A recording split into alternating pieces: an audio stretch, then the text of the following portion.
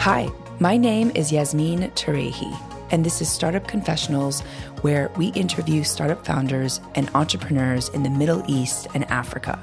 We'll learn about some of the biggest lessons these founders discovered on the journey from the personal to the professional and share how they keep themselves motivated. Today's episode is with Mahmoud Ibrahim, the founder and CEO of Homzmart, the Middle East's leading furniture and homes good marketplace platform. Mahmoud has over 13 years of experience in the tech startup ecosystem. He has a background in building digital companies in emerging regions. He started with Rocket's Internet Jumia, serving as VP of Operations. Mahmoud then co-founded Daraz, the leading e-commerce platform in Southeast Asia, before the company was acquired by Alibaba. Mahmoud founded Homzmart, spotting a need in the market and providing a solution for it. And I'm so excited to welcome him to the show. So welcome, Mahmoud. Thanks, Yasmin, for the introduction. So Mahmoud, could you just kick it off and tell us a little more about Homzmart, what the value proposition is in your words, and why you decided to start the company? Yeah, no, that's good. I think after the rise and what you were saying, I think we saw a great traction happening in the Middle East and Africa in general, and it was about to capitalize on opportunities in the market as it's catching up really fast. One of the main sectors that was really underserved was the home sector in general. So if you see around for the last 5-6 years, you can see retail has been taken care of, logistics, even fintech, and pretty much food and a lot of other stuff. But if you look at that sector of home goods and furniture, no one was taking care of it. However, it's such a a big industry, impacting GDP massively, has a direct effect over labor and economic insufficiency. So, and we ask ourselves, why does not work in our region?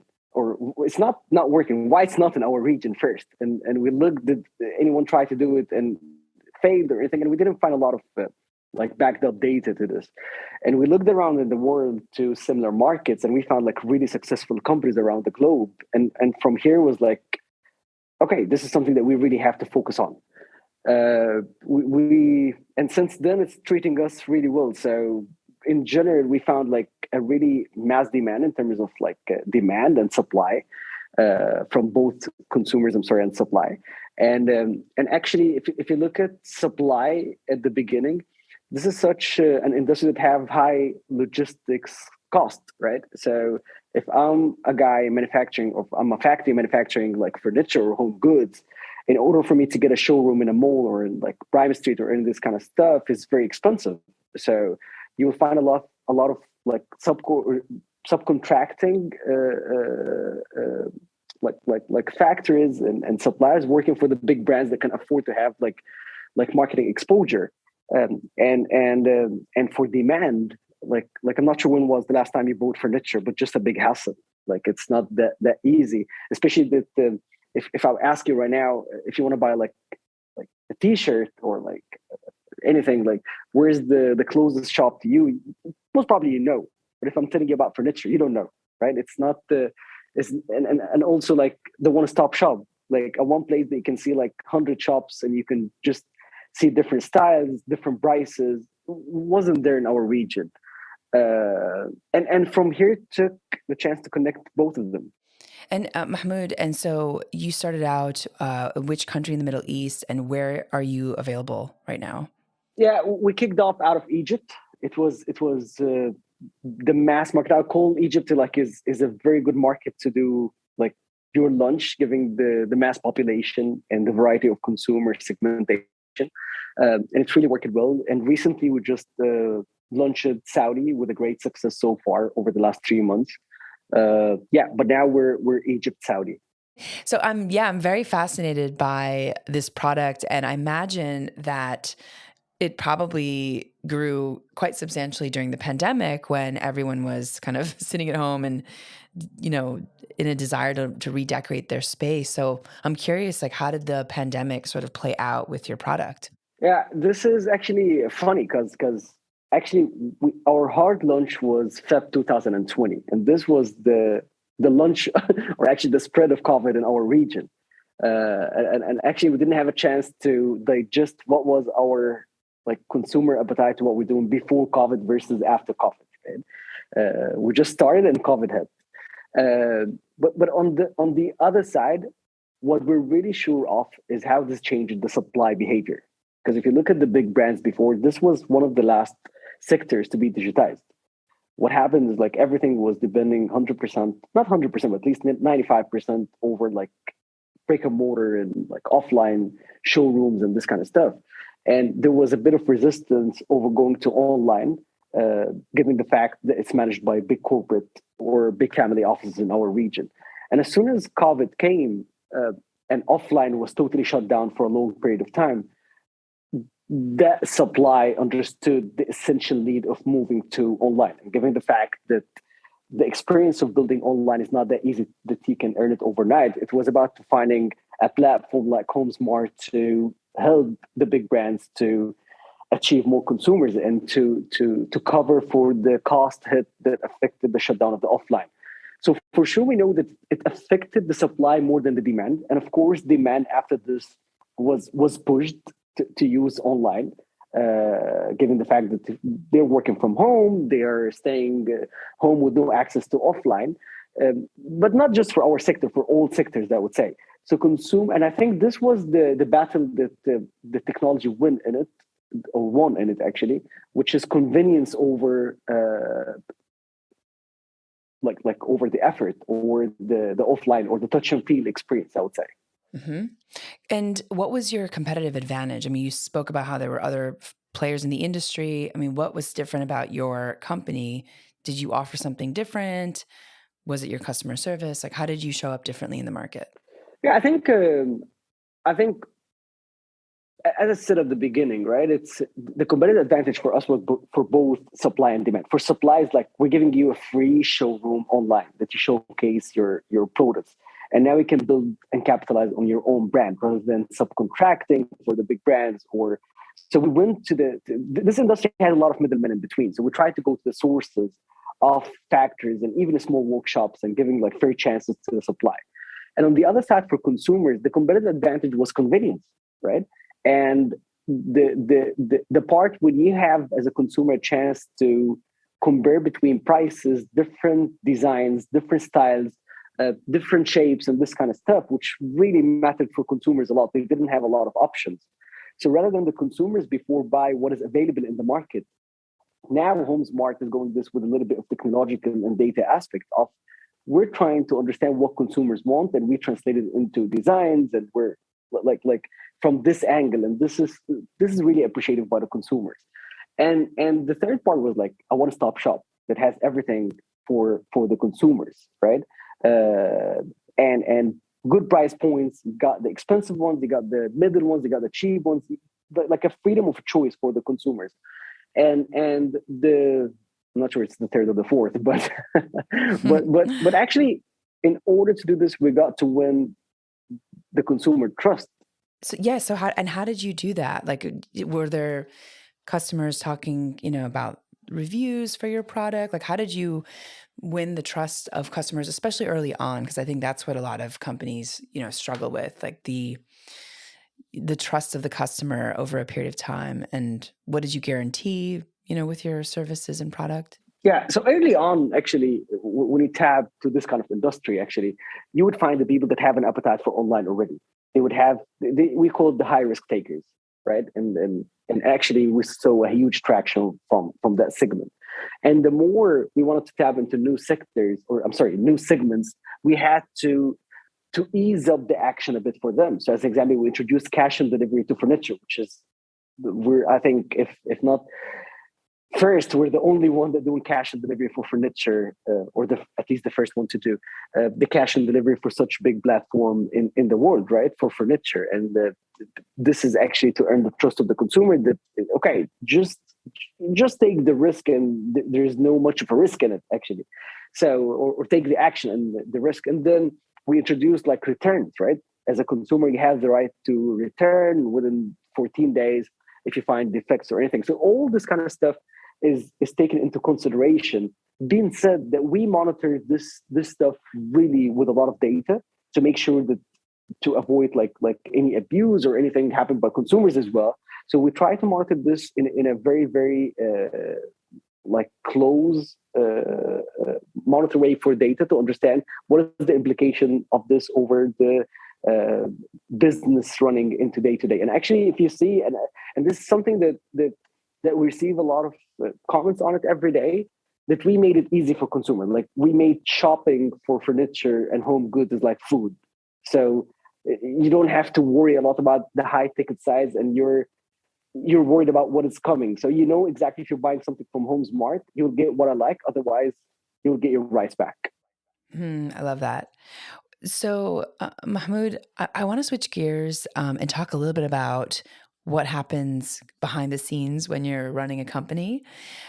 So, how do you keep yourself motivated when you face challenges or any kind of adversity? And especially like in the early days, I think it would be great for you to talk about that financing aspect and perhaps like how your relationships with other folks within the organization have helped, you kind of move through this. Yeah, no, this is a very important question. So I think building a company like Homsmart, which you try to gain a big market share in such short period of time versus like big companies that been there for the last like 60 years, 70 years, or winning the trust of that supply that been there for a long time, right?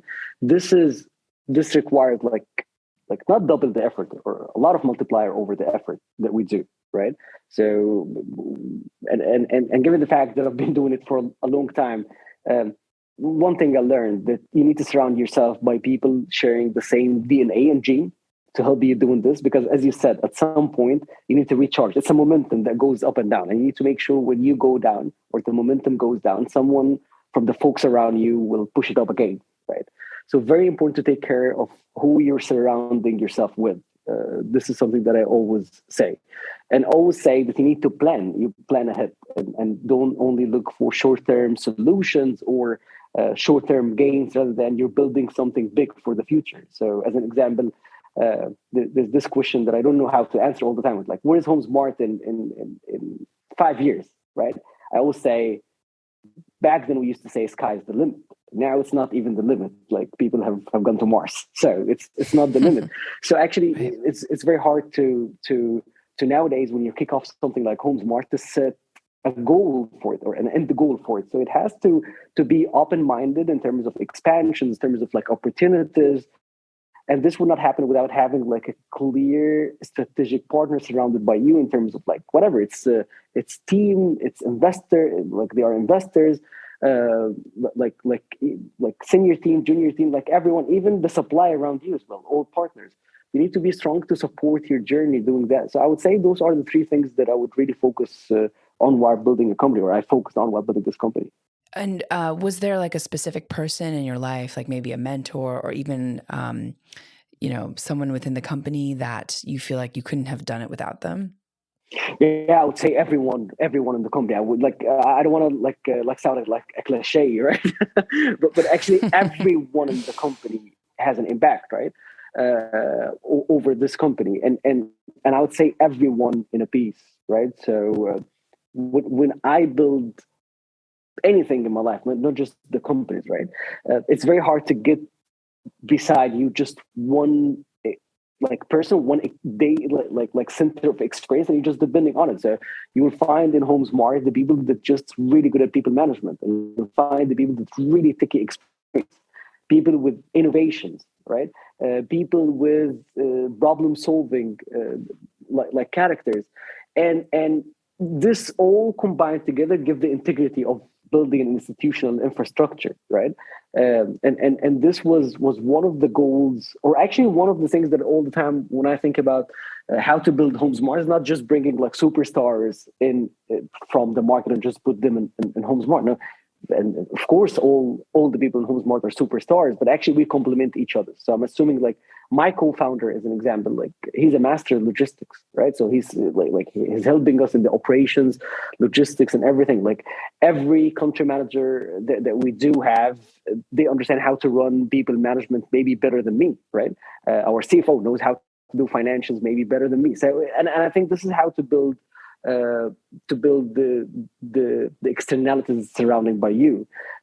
Regarding the question about the mentorship and people affecting us outside the team, I think yes, for sure. Like I cannot do this by myself. Like I have my mentors like around the world, and I would say that I don't have just one mentor. I would say that the way how I think about it, the same way I think about the business, the team as well. That you need to have mentors in each area that you lack. So I look at myself and my personality. I understand where the stuff that I need support at, right? And I find the best person that can do this much better than me, and I get him as a mentor. And like I get all the knowledge that they have. And to be honest, as well, mentors, they kind of like they need to change from time to time. I would say, depending on the level of experience. I'm not saying that friends need to change from time to time, like mentors, like, because again, the level of exposure that you get and the level of insights that you need, they are different from a stage to another. Of course. And of course, they are as well changing, but from time to time, you need to change the kind of like the blood that you're getting the experience from. I would say that the people who used to advise me like 15 years ago, they are different than the people who used to advise me right now. Of course. Yeah. It's so as your priorities shift, you have different needs and people have different expertise in different areas. So that makes a lot of sense. What about in terms of looking back on the journey, what has surprised you the most? And it could be, not just for Homzmart, but just in general as an entrepreneur, since you've been in this game for so long. Surprised me. This is actually I didn't see this question coming. So so I'm not sure they are surprises, right? It's I would say what really surprised me that at some point in my life I was setting a cap for myself, if you know what I mean. So that you were what? I'm setting a cap for myself. So I remember, this is a very, sorry if I'm lagging because this is a very good question. This is the first time I get this question actually. But actually it's a good one because when I was like really 15, I was thinking that I should be a manager by 25 and I would be managing managers by like 28. And then I'll be a managing director by like 35 or so. And then I'll run my own company by age of 40, right? And what got me surprised really massively that actually I'm ahead of this plan, right? So I would call myself, you were stupid about your career. You should have been smart or didn't set a cap for it. And actually this surprised me that actually a person can even achieve much more if he didn't set a cap. And that's why, or actually when I learned that you should not set a cap.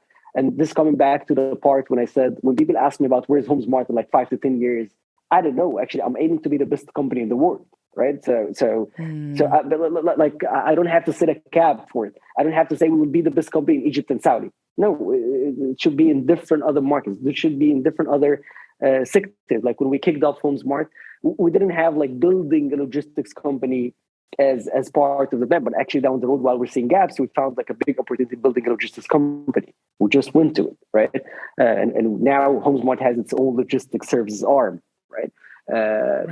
Other stuff, right? And I would say something that surprised me that every time I put a cap for myself, I found myself exceeding it without me knowing that I'm exceeding it.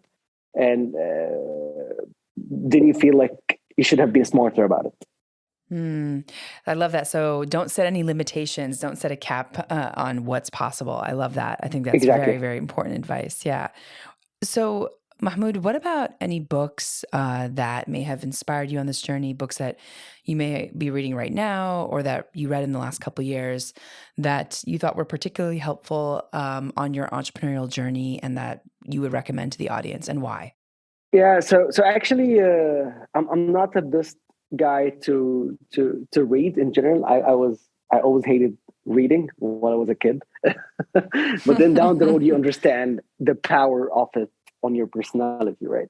And I'm not good with reading novels and this kind of stuff. So I find myself the passion of me reading would go to like subject matters, right? And like lately over the last 1 year, I was always like for the last 10 years, I was like an operation executional guy. And then since I kicked off a company, I need to focus a lot on marketing, commercial, this kind of stuff. So I'll go specifically read like Philip Kotler, like stuff about like marketing and how to set up in the right way. What is the right like scheme for marketing, how to attack segmentation. And since then, this is the kind of thing to compensate. I wouldn't say it's a weakness, but I would say the part that I need to learn more about it in the next phase is how to become innovative, how to think about consumers, how to think about segmentation, this kind of stuff.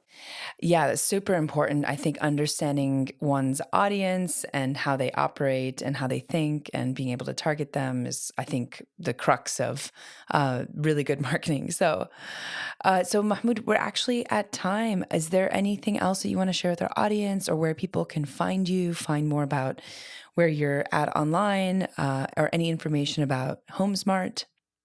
No, I think it's thanks, Yasmin, for this. I hope it was useful, and I hope it was helpful for others when they listen to it. And thanks a lot for having me today. Oh, yeah, we're so happy to have you. And I'm sure that so many people are going to feel very inspired by your journey and look to you for a lot more advice. So, yeah, where can people find you, Mahmoud?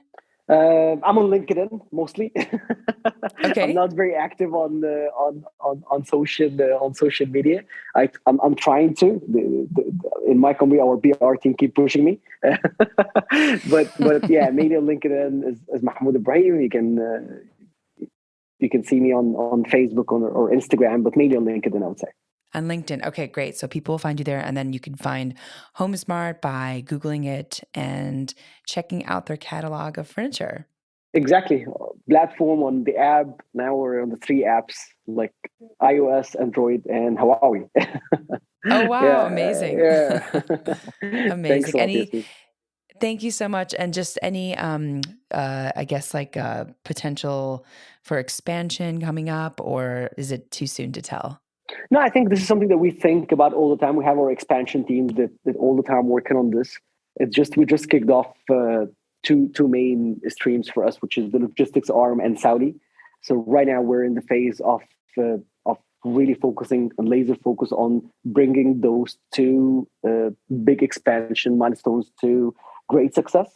But again, expansion is something that we really focus on, and now it's about determining what is the next move.